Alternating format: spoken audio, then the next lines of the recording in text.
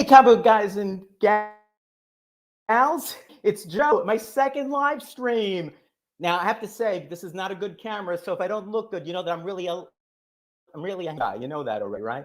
So I'm really glad that all these people showed up. I'm taking a look at this. Let's go back and see who's here.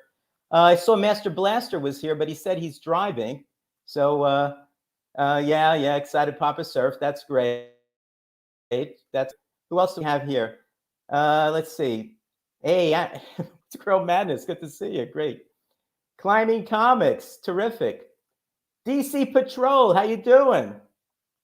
Let's see who else we have. Mr. Doug Bratton.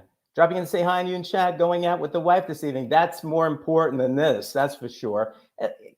Kind of a bit more important than this, I think, you know? But otherwise, it's okay. Have a good time.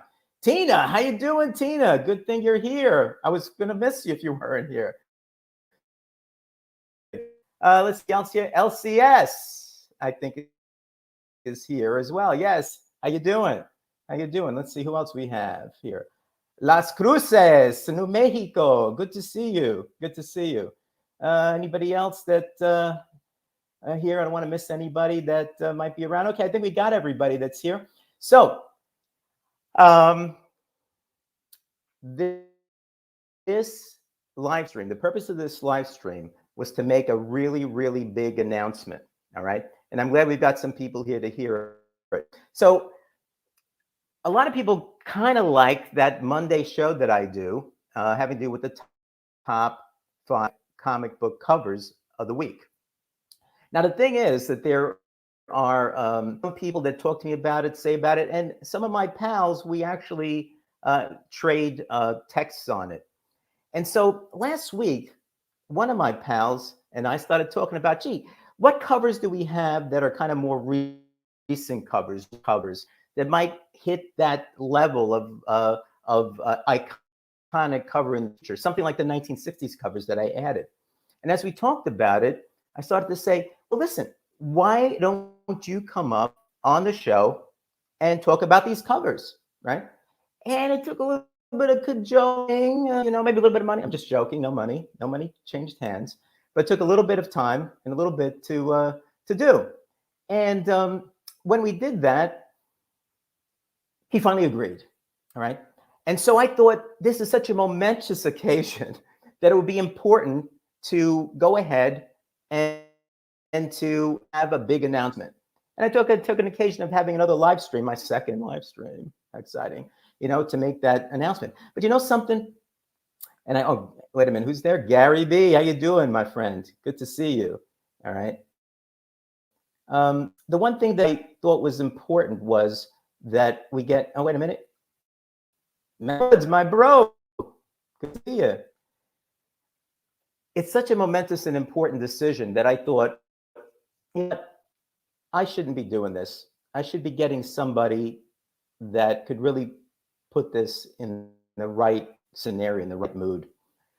So a couple of nights ago, I was out with the wife. We were in a restaurant. We were having some drinks at the bar, waiting for the table. And this guy comes in, kind of dressed a little bit funny, and we just started talking about it. And I found out that he's a local rapper. He raps, and his name is No G's. Which is kind of an interesting name if you think about it. It's not 1 G, it's not 2 G's, it's No G's. So I thought that was kind of interesting. So I asked him. I told him about what was going on, and I was thinking of doing the live stream. And I said, "Would you do something for me that would announce this person being part of my top 5 cover show?" And sure enough, he said yes. And so instead of me announcing who this is, No G's is going to do it. So here's the announcement.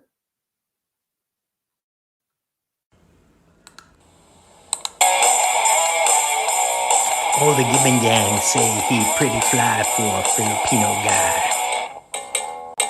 Has some cool comics, not any will suffice. If the shop doesn't have them, eBay will be nice. Now is LCS, he passes comics that he sees, but if he looks twice, there's a grail that he needs. Ladies and gentlemen, pretty fly for a Filipino guy. Pretty Flight. Come on, I know you're bashful. Get back over here. There he is. How'd you like my Hey, slide in, how huh? are you doing today? Pretty good, sir. How you doing? I I should like have your added more slide in today. razzmatazz. Can I'm doing Can we do it okay. again? Because there's not enough razzmatazz on that one. Yeah. How's that? All right, go ahead. Go ahead. Yeah. All right. Oh. Very good. Very good. So let me thank you for agreeing to be on the Top 5 Covers show and provide us with your insight as to what the possible iconic covers of the future will be. Now, we talked a lot about that, actually talked, we typed and text and stuff like that. So, why don't we tell everybody, what is it that you think you're going to be looking at to make these decisions with respect to these covers? I mean, I go ahead and I say these are top covers of the week, and some of them are pretty good. So, but they're not all going to be iconic covers, right? They're all not going to be like, like Silver Surfer, Thor, like over there, or some of this, the Spider-Man 31 that I had last week. So, what are we going to look at for these type of things? Well, 3 words. Okay. I don't know. Yeah, 3 words. I don't know. I mean, we're talking about iconic books, right? I mean, even if you strip down the word iconic into its root, icon, which in Greek means image, any of the books, can be iconic, right? Because they have images. But since we're talking about the really heavy hitting iconic books, I mean, iconic books have like, if you look at or if you look at an image like on a comic book and think of it as a picture, and then you can put stuff in that picture, the more stuff you can put into that picture, whether it be memories or there's a key involved with that book. When there's a key, we see it all the time, and then it becomes iconic. So there are different levels of iconic books, right? So what do I look for? To me, iconic books say a lot about the character that's on the cover. Let me give you an example. Okay. Iconic, right? Are these going to be books? These are going to be books you pick, or no? These are going to be just samples? No. Okay. But you know what book that is, right? Even in a quick glance, because it's so iconic, right? But I'm not picking these books because these are established iconic books. So we talked about, maybe books that are a year or 2 years old, right? That's the challenge, right? Because we're thinking of the future. We know this is an iconic book already. So where's the fun in that, right? Right. But this is just an example to show you how the relationship between Joker and Batman, this book says it all. The Joker tortures Batman. That's why we love this cover. It says a lot about their relationship, right? Savvy? Yeah. Right. Or this baby, right? Now this is not a facsimile like the other one. This is an actual but this shows you who Batman is, right? Through the eyes of people that see him, not just fans, but like Gothamites see Batman, right? Right. Right. So that's what I look for. What I think would be a potential iconic book, because they say a lot about the character. It's the memories and what you know and what the book's about is infused in the cover. So that's what I have my eyes on when I pick future iconic books. Okay, so all right, so it's really going to the character, what it says about the character. How about this? So again, I'm a cover guy, right? So we're talking about iconic covers. So what I say is sometimes the books that I buy, I don't even care what the story's about inside, but the cover does have to tell a story, right? So the cover tells a story. You're saying tells a story about the particular character that's there, and not necessarily about the story that's on the inside. And frankly, from my standpoint, a lot of the covers I see today almost have nothing to do with what's on the inside. They look cool though. When you take a look at like some of the Perillo covers and so forth. Yeah, some of the Perillo covers, he's got Batman in all these different positions and so forth. But I don't think it has anything to do with the story inside necessarily. It's just kind of representative of what's going on and that type of thing. So that's pretty cool. So because all right, I'm sorry. Go ahead. How do we do this on YouTube? Does it raise my hand like in class? Or, but You go. You. iconic books stand the test of time as well, right? Out of Marvel comes out with an issue 1, there are 30 covers, right, for that one issue. You know, that's part of the challenge because there's so many to choose from. But fast forward 10 years from now, it's easy. Oh, that book's iconic. Oh, that book is iconic because we're looking at it from hindsight, right? So, you know, that's the key right there. Standing the test of time. Right, and that's another thing too. You get some of these that I report, and usually I come out and I say, hey, you know, there's 12 covers on this, 20 covers on this, sometimes 30 covers on this, and a lot of them look really, really cool. But I mean, do you think that that's diluting, you know, the possibility? If you have 30 covers on a particular book, you know, are they just crapshoot? Maybe one of them will be iconic, or did they even care?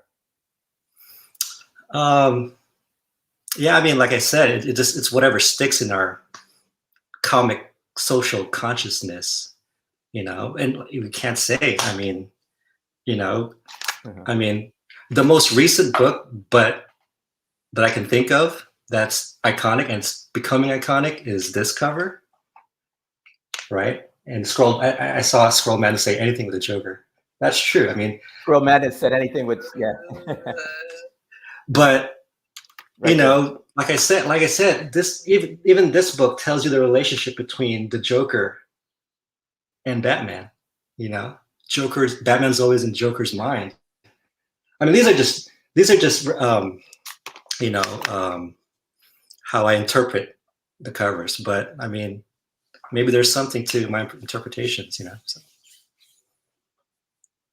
All right.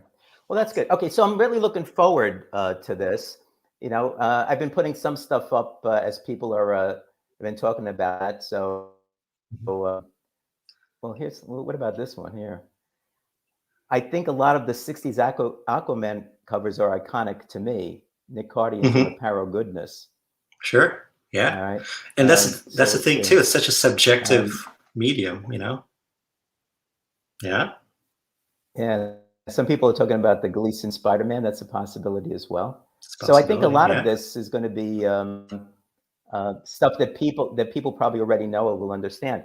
But I think I like your approach on it, saying like it's really about the character. What's it saying about the particular character, and how does it play into what either other people think about the character, or maybe the character thinks about like himself or herself, right? I mean, that could be part of it as well. So I mean, a lot of us, we've known these characters all our lives, you know. So when we see a cover that, you know, touches how we see and feel these characters, we relate to the cover, and then that relation grows and it becomes iconic, you know. Right. Okay, that's good. So I think we're all waiting with bated breath to figure out what it's going to be. So your first appearance, so this is going to be a recurring thing. First of all, let's make sure everybody understands. So it doesn't mean it's going to be on every week, but when he sees the cover that he thinks is going to be iconic, you're going to give me a video. We'll put a video in there, and you're going to have one on Monday, right? Yes. So I know you're probably going to hold all these decisions close to your chest and not let anybody know what it's going to be. But can you give us a little bit of a hint regarding what Monday's iconic cover is going to be? DC Patrol thinks it's going to be Iron Man 2014. Well, I'll tell you this, and I'm sorry to disappoint you. It's not a DC book. Oh, it's not a DC book. All right. Well, it is a little distinct, but all right. So it's probably Marvel, but it could be anything. You know, it could be anything. We got or something like. We got plenty of players in the game. Yeah. Yeah. Well, okay. So that being said, I think don't forget, guys. It's the top 5 covers video. I posted every Monday at 9 based on what the new comic book day covers are going to be. And this Monday, we're going to have something from Pretty Fly, you know, and I think it's going to be really cool. So I think with respect to that, just don't miss it. Let everybody know about it. Because you want Pretty Fly to have like a really, really big welcome on Monday. So well, thanks a lot. well, right. Thank you for letting me on the show. I mean, I mean, you know what really did me? What? Can I tell you? Well, after you asked me, and I was like, yeah, Well, I want to say no, everybody that he didn't want to be on the show. I really had no. to try to convince him to. I'm a behind the camera kind of guy. But then, like one night after we had our conversation, he asked me, I was like, I don't know. No, I'm good. And then I heard a knock on the door, right? And I opened it. And lo and behold, standing before me was Bruno. Bruno had a billy club and a mason jar. And he handed me the mason jar. And it says, if you don't go on Joe's show, your thumbs are going to be in there. I love that about Bruno. I know you make fun of the guy. I know but he does. He's a loyal fella, so he needs more credit than he's due, or than he gets credit for. It's a thing that Bruno did that too, because now we have the benefit of your insight with respect to these covers. Yeah, and I'm glad you're able to come onto the live stream too to let people know about it. Really appreciate it. Here's your thumb jar. Any last words? So, no, thank you for letting me be on my first live YouTube show. For a moment there, I was trying to be the most famous guy on YouTube who's not on YouTube. So right. Yeah, but I appreciate my first appearance, and for the Giving Gang to be a part of it. My first appearance, this is my Hulk 180. So just kidding. It's 181. That's like your Hulk 180. It's like, no, it's 181. Well, with that, we're gonna. I don't want to cost you any subscribers. So with that, we're gonna. You're not. You're gonna. If anything, you're gonna bring some in. So, with respect to that, we're gonna end this. But I think we should end the show with no G's. What do you think? Should we end the show with no G's? Let's do it. No G. I think so. Bringing them in. Okay. All right. Take care, guys. So we'll see you on Monday. Don't forget Monday, the first appearance of Pretty Fly for a Filipino guy on the top 5 covers video. All right. Take care, guys. We'll see you soon. Bye-bye. All the Giving Gang say he pretty fly for a Filipino guy. Has some cool comics. Not any will suffice. If the shop doesn't have them, eBay will be nice. Now here's LC as he passes comics that he sees. But if he looks twice, there's a grail that he needs.